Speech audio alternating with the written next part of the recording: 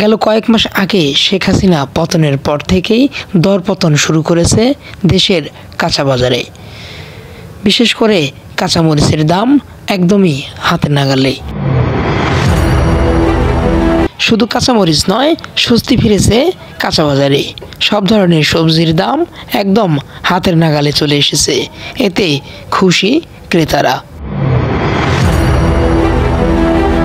বর্তমানে বাংলাদেশের সর্বত্রই কেজি দরে বিক্রি হচ্ছে 1 কেজি কাঁচামরিচ 40 থেকে 50 টাকা। দাম কমে যাওয়ায় বাজারের পাশাপাশি রাস্তাঘাটেও ভ্যানে বিক্রি হচ্ছে কাঁচামরিচ। তবুও ক্রেতা সংকট কাঁচামরিচের। মমতানুর হোসেন, ভুরুঙ্গামারী নিউজ, কুড়িগ্রাম।